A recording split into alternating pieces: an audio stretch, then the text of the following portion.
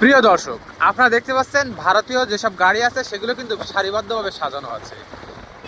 এই যে ভারতীয় গাড়িগুলো আপনি দেখছেন রাস্তার পরে দাঁড়িয়ে আছে, তারা কিন্তু সবই ভারতমুখী অপেক্ষাকৃত ভারতীয় গাড়ি। বিভিন্ন প্রদেশ থেকে কিন্তু এই ভারতীয় গাড়িগুলো বাংলাদেশে এসেছে। আপনারা দেখতে পাচ্ছেন এগুলো কিন্তু বেনাপোল বন্দরে পণ্য রেখে সবই রাস্তার পরে দাঁড়িয়ে আছে। কারোর কাজ কারোর কারোর এখনও কাগজপাতি পরিপূর্ণভাবে কমপ্লিট হয়নি, আবার কারোর কাগজপাতি কমপ্লিট হয়ে গেছে, ভারতে যাওয়ার অপেক্ষায় রাত হয়ে গেছে বিদায় তারা যেতে পারছে না। আপনারা দেখতে পাচ্ছেন যে ভারতীয় যেসব পণ্য আছে সেই পণ্যগুলো কিন্তু এসব গাড়িতে সবই লোড করা। এসব গাড়িগুলো কিন্তু সবই CG-9 বাসকল দিয়ে প্রবেশ করে বাংলাদেশের দিকে রওনা দেবে। এই যে বাংলাদেশি পণ্যবাহী ট্রাক লোড করে রাস্তার পরে দাঁড়িয়ে আছে সিরিয়ালবদ্ধভাবে।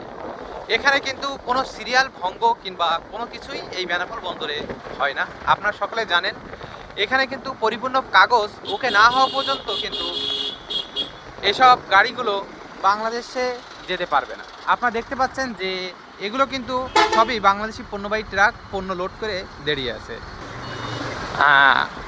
CCG-9 এই বাসকলটি আসার আগ মুহূর্ত কিন্তু দেখছেন জ্যাম কিন্তু বেনাপোল স্থলবন্দরে শুরু হয়ে গিয়েছে। আমরা সেই জ্যাম পেছনেই কিন্তু যাচ্ছে। আপনারা দেখতে পাচ্ছেন যে ট্রাকের পেছনেই কিন্তু আমরা, এর ভেতরে কিন্তু লক করে দেওয়া হয়েছে। আপনারা দেখতে পাচ্ছেন ওই যে লক।